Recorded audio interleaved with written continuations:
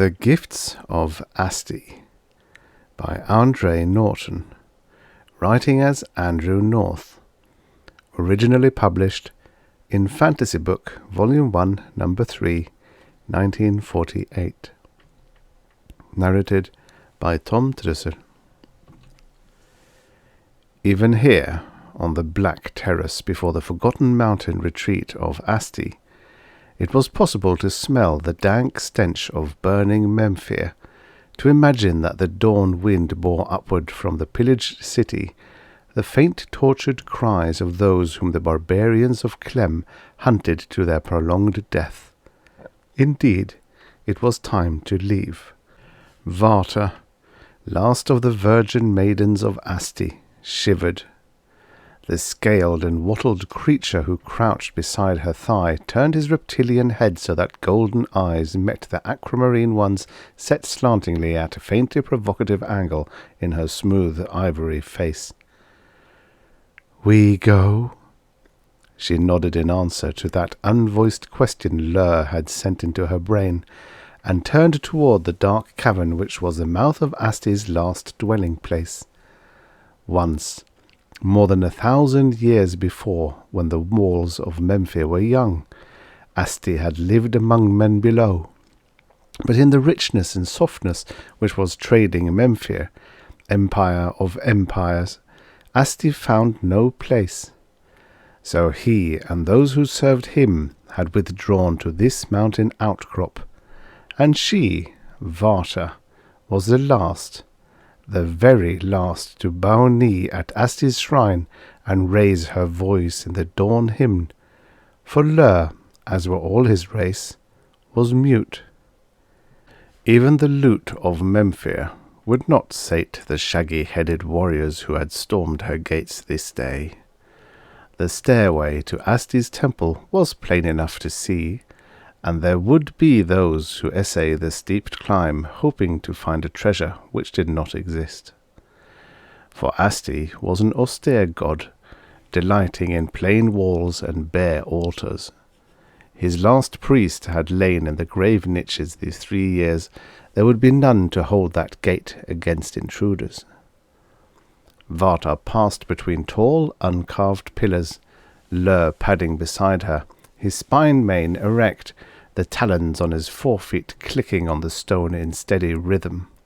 So they came into the innermost shrine of Asti, and there Varta made graceful obeisance to the great cowled and robed figure which sat enthroned, its hidden eyes focused upon its own outstretched hand.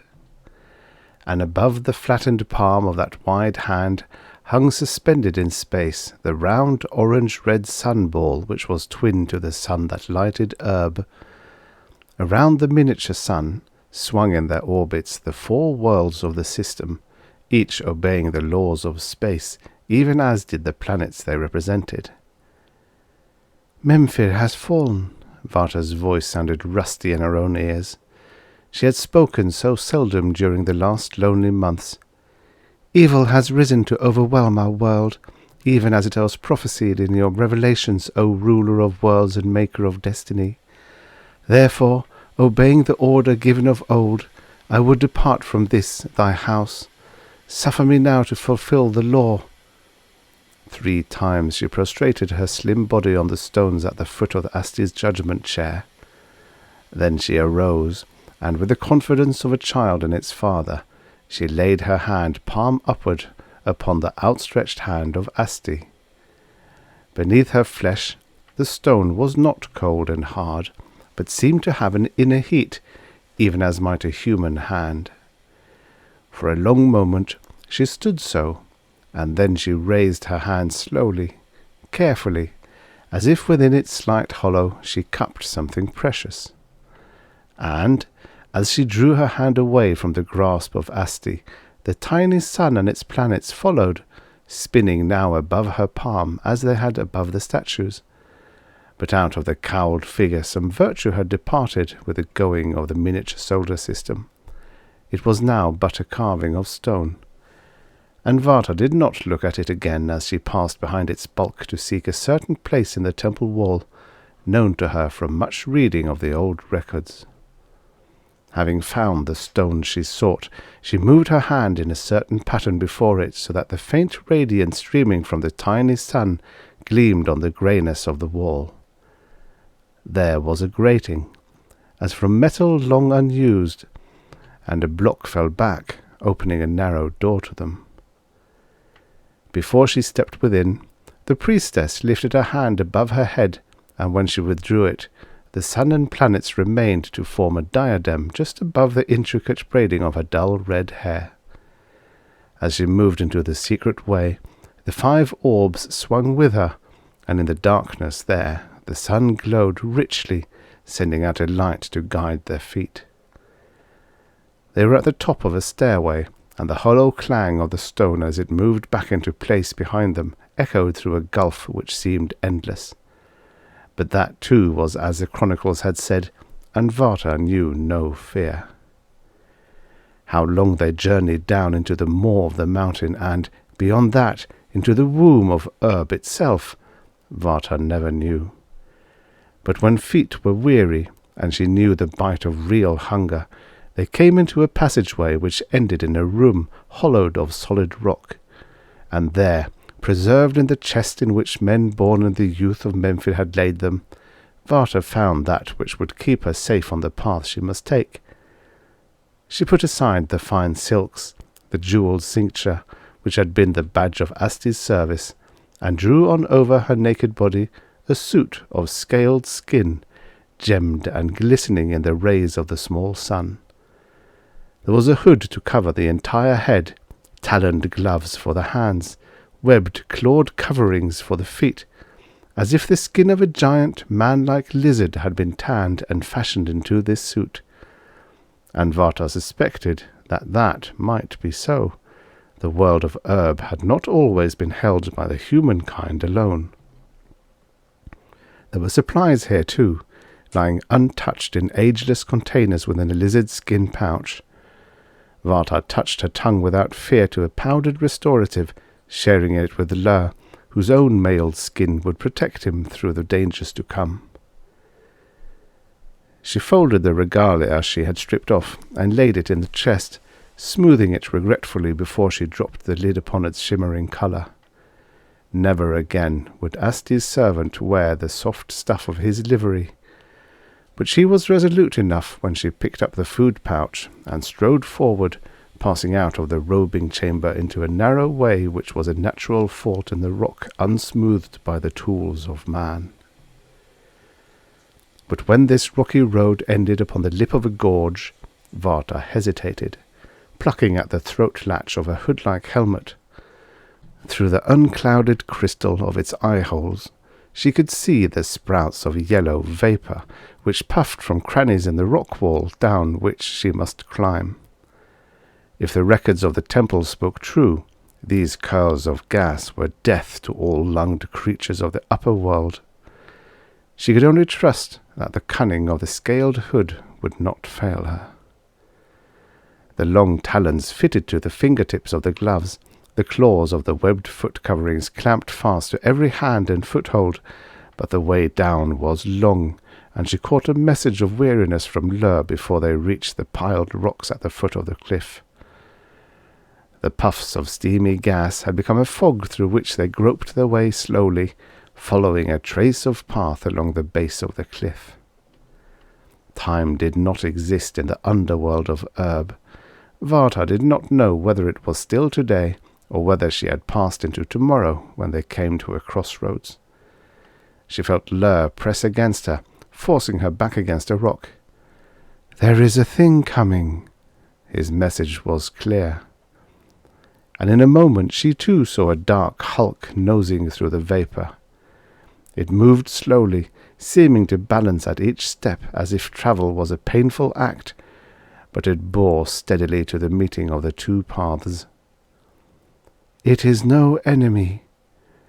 But she did not need that reassurance from Lur. Unearthly as the thing looked, it had no menace.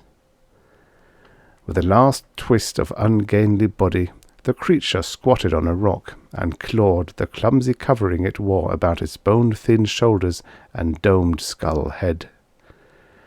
The visage it revealed was long and grey, with dark pits for eyes and a gaping, fang-studded, lipless mouth. "Who are you who dare to tread the forgotten ways and rouse from slumber the guardian of the chasms?" The question was a shrill whine in her brain. Her hands half arose to cover her ears. "I am Varta, maiden of Asti. Memphir has fallen to the barbarians of the outer lands, and now I go, as Asti once ordered." The guardian considered her answer gravely. In one skeleton claw it fumbled a rod, and with this it now traced certain symbols in the dust before Varta's webbed feet. When it had done, the girl stooped and altered 2 other lines with a swift stroke from one of her talons. The creature of the chasm nodded its misshapen head. "Asti does not rule here, but long and long and long ago there was a pact made with us in his name. Pass free from us, woman of the light. There are 2 paths before you." The guardian paused for so long that Varta dared to prompt it. "Where do they lead, guardian of the dark?" "This will take you down into my country." It jerked the rod to the right. "And that way is death for creatures from the surface world. The other, in our old legends, it is said to bring a traveller out into the upper world. Of the truth of that I have no proof."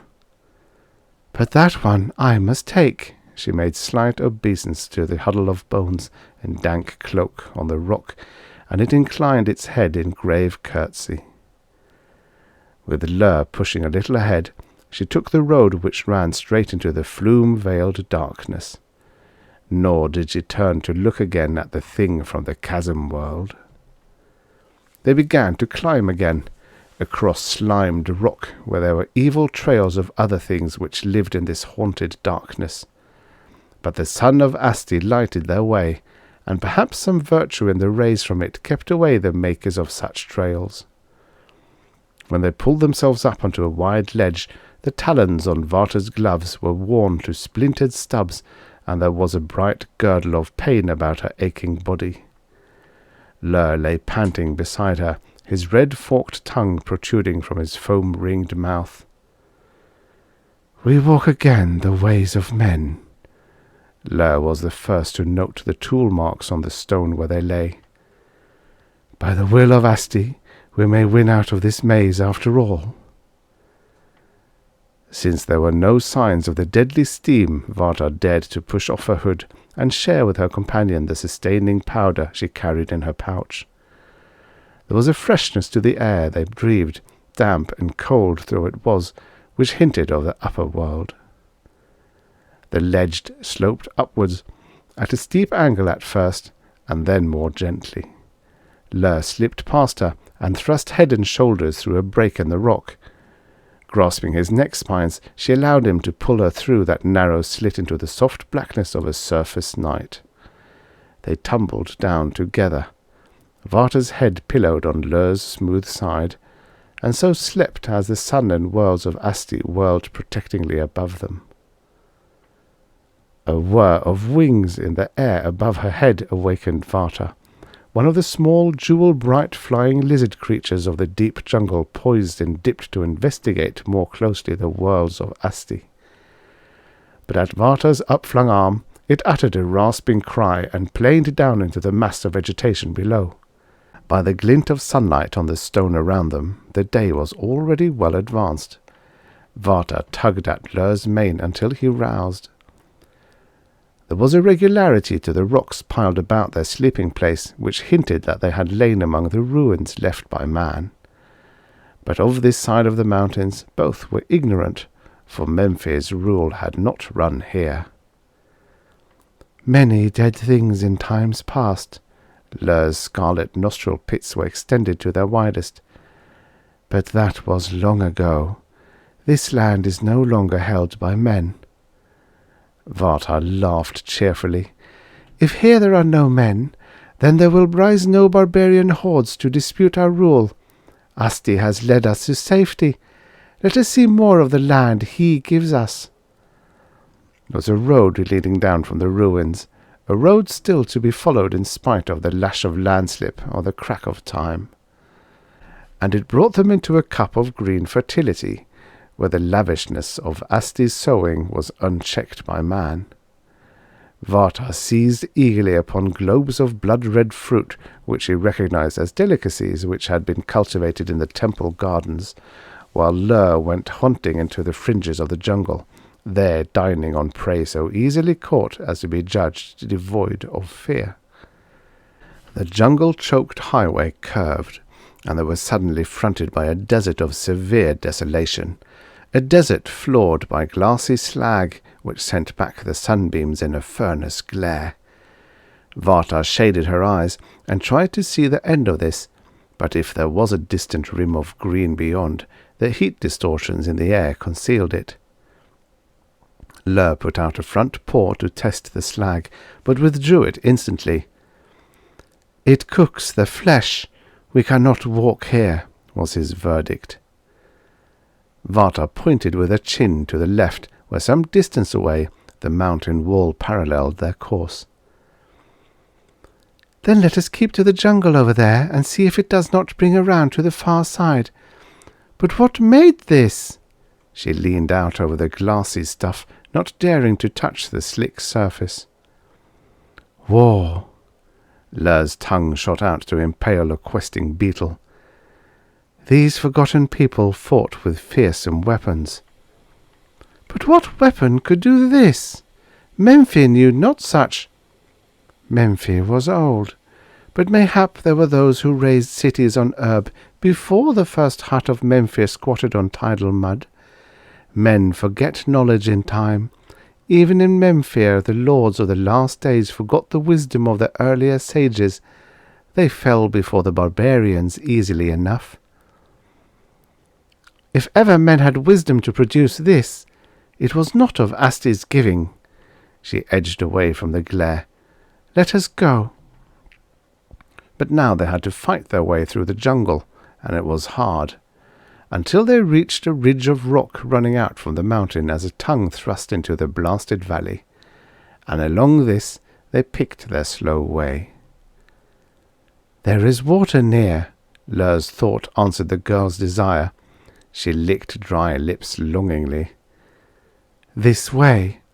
Her companion's sudden turn was to the left, and Varta was quick to following down a slide of rock. Lur's instinct was right, as it ever was. There was water before them, a small lake of it.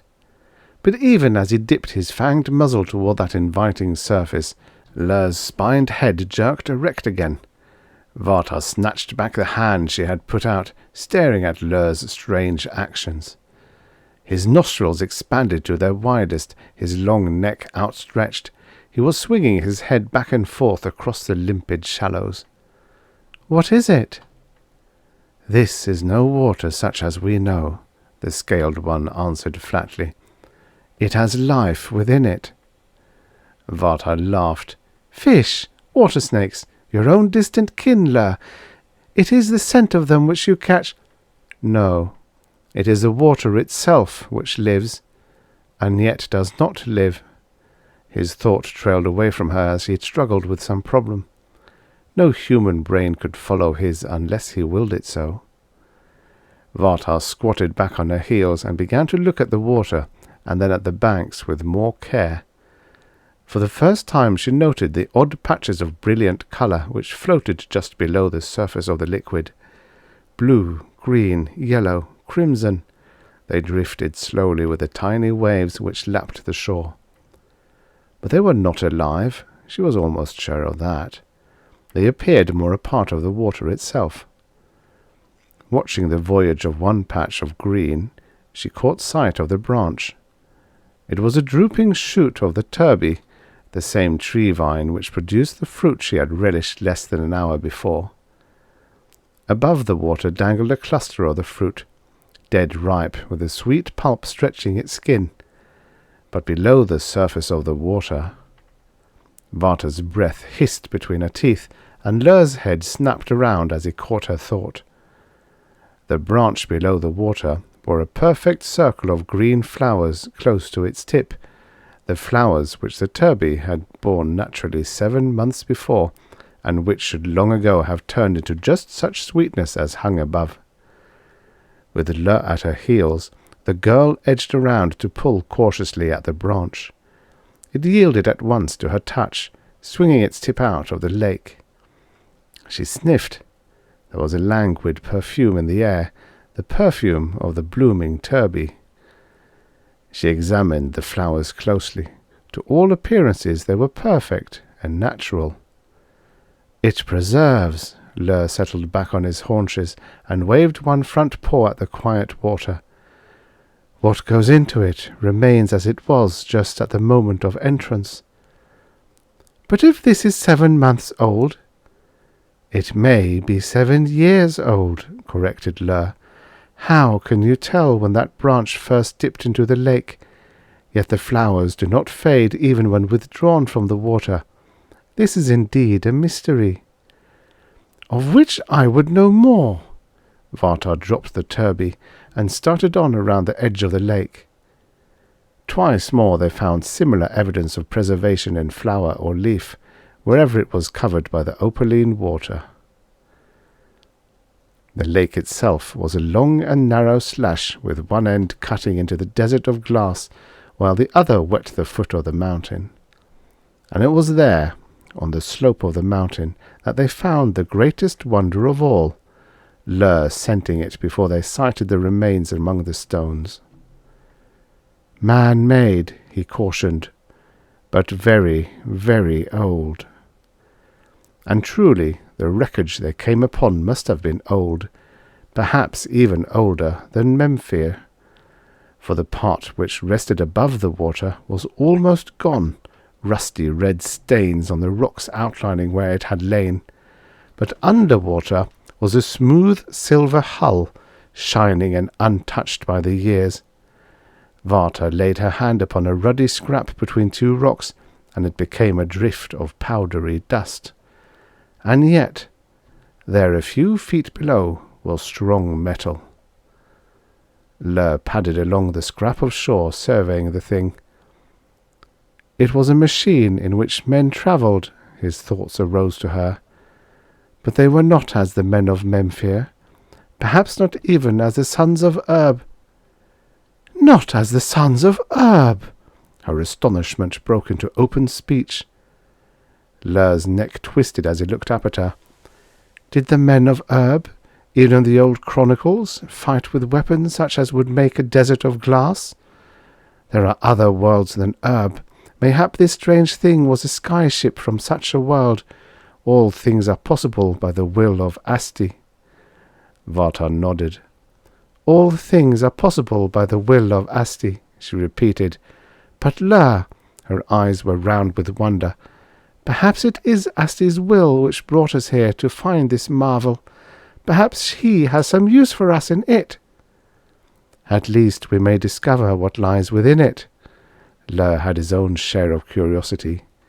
"How? The 2 of us cannot draw that out of the water." "No, but we can enter into it."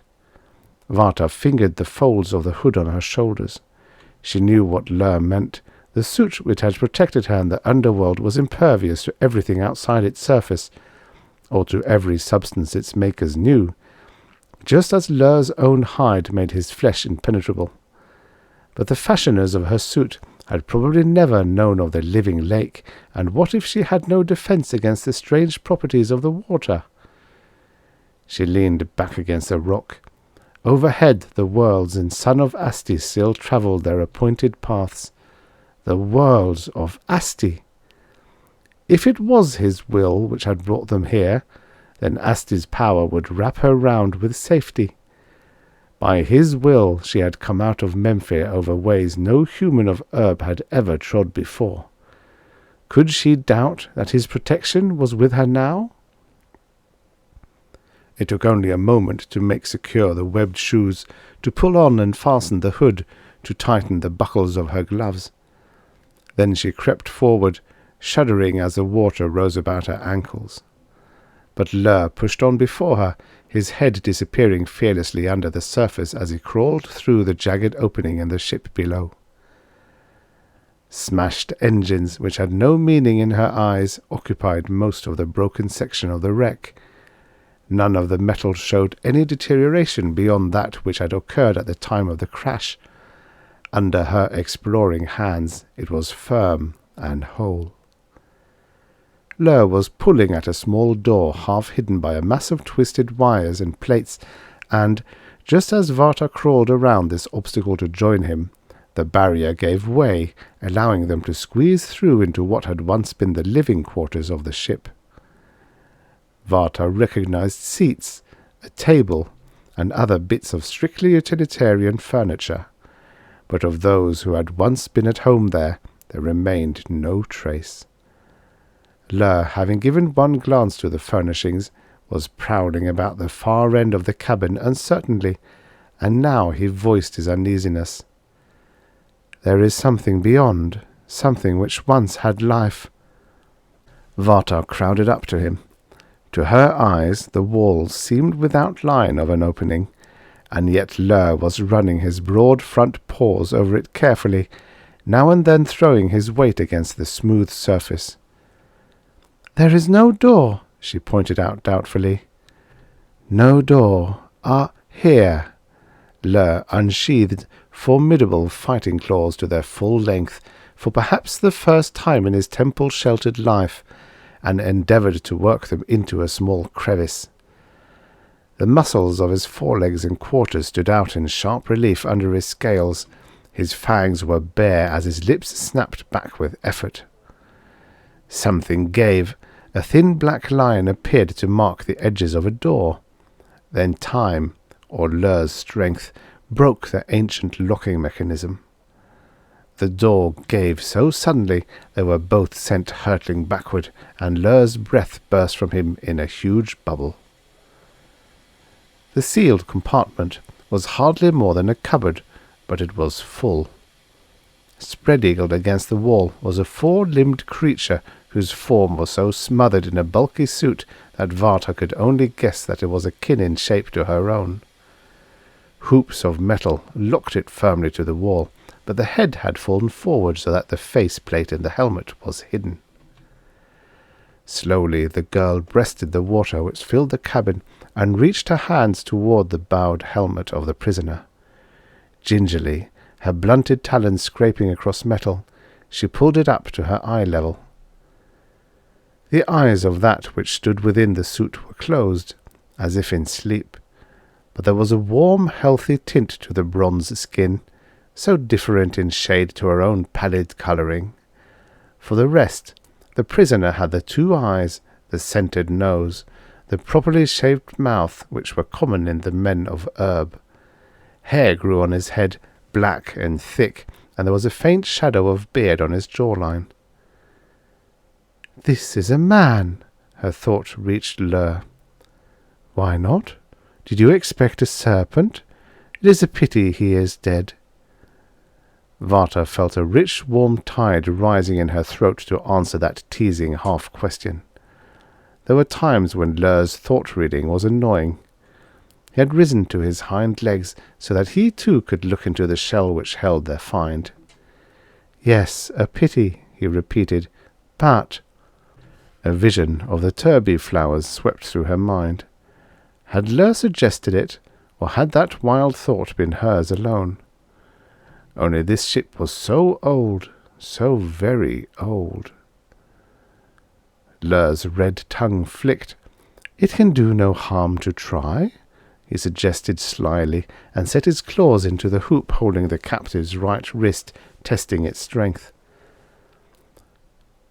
"But the metal on the shore, it crumpled into powder at my touch," she protested. "What if we carry him out only to have... Her mind shuddered away from the picture which followed. "Did the turby blossom fade when pulled out?" countered Lur. "There is a secret to these fastenings." He pulled and pried impatiently. Varta tried to help, but even their united strength was useless against the force which held the loops in place. Breathless, the girl slumped back against the wall of the cabin while Lur settled down on his haunches. One of the odd patches of colour drifted by, its vivid scarlet like a jewel spiralling lazily upward. Varta's eyes followed its drift, and so were guided to what she had forgotten, the worlds of Asti. Asti! Lur was looking up too. The power of Asti! Varta's hand went up, rested for a long moment under the sun, and then drew it down, carefully, slowly, as she had in Memphir's temple.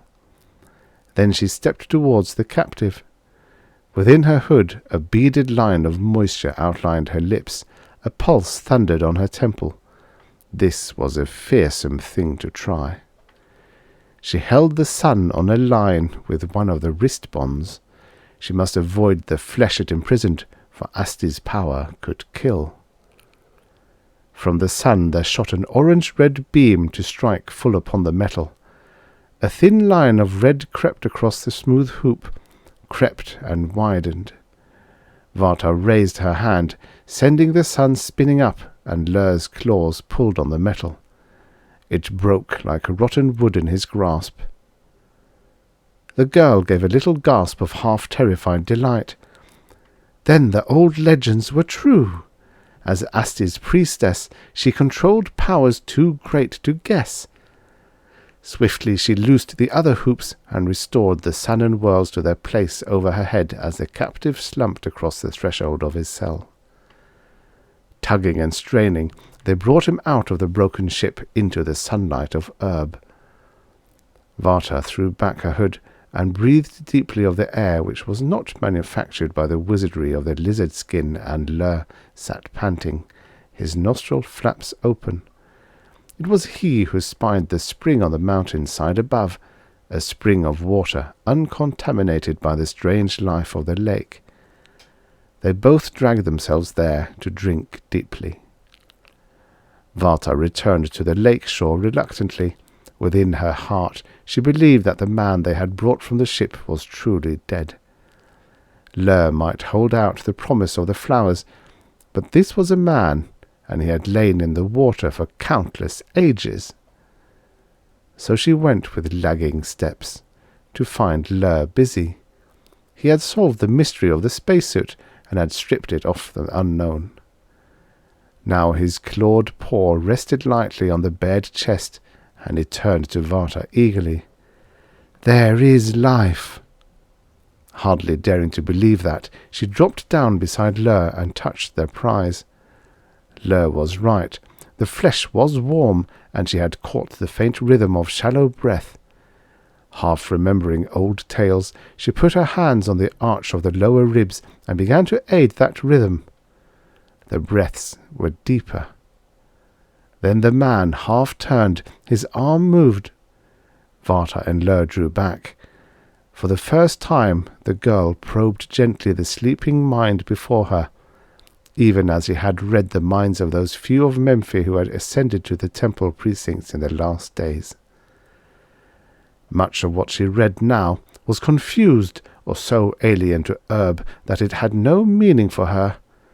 But she saw a great city plunged into flaming death in an instant, and felt the horror and remorse of the man at her feet because of his own part in that act, the horror and remorse which had led him to open rebellion and so to his imprisonment. There was a last dark and frightening memory of a door closing on light and hope. The spaceman moaned softly and hunched his shoulders as if he struggled vainly to tear loose from bonds. "He thinks that he is still his prisoner," observed Lur. "For him life begins at the very point it ended, even as it did for the Turby flowers. See, now he awakens." The eyelids rose slowly, as if the man hated to see what he must look upon. Then, as he sighted Varta and Lur, his eyes went wide.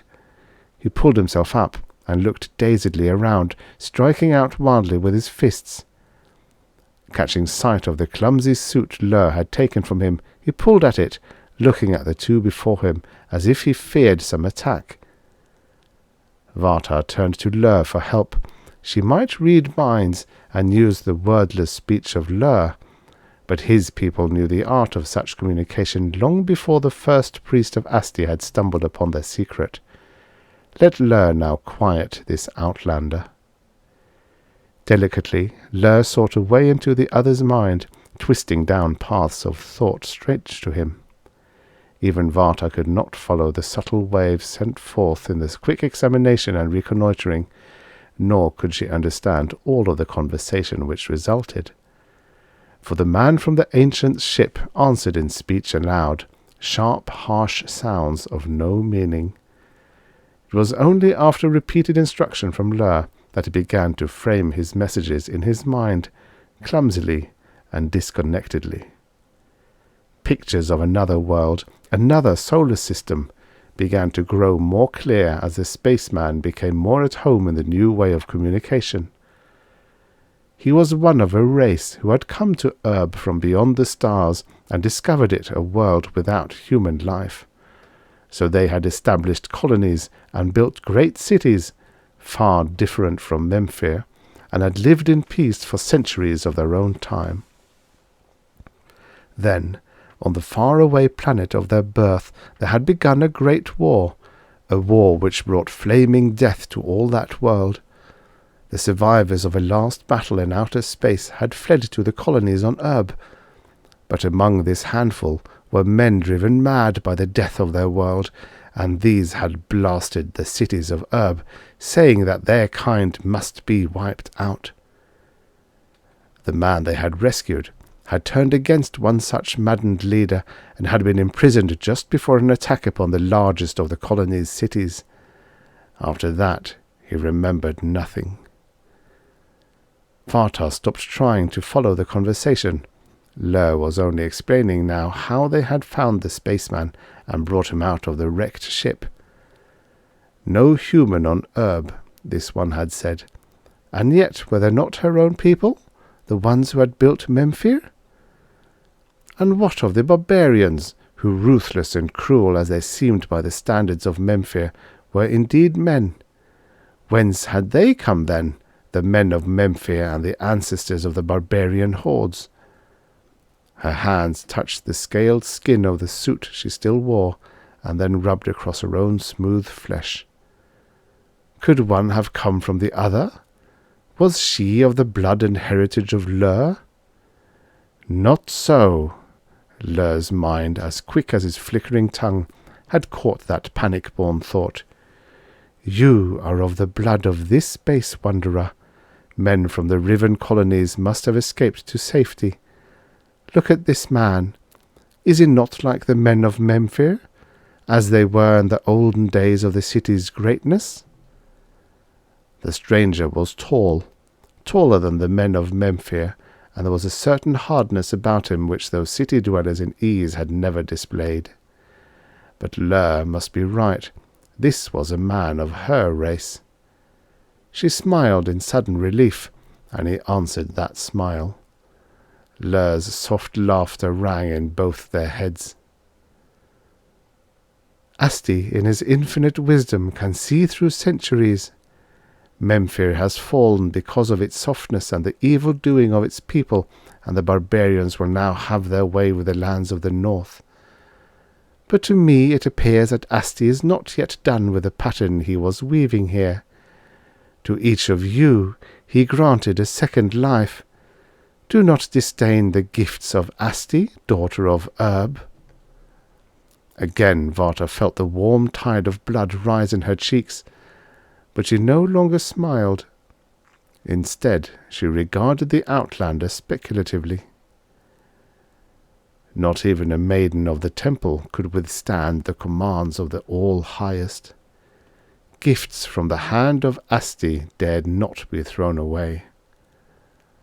Above the puzzlement of the stranger, she heard the chuckling of Lur.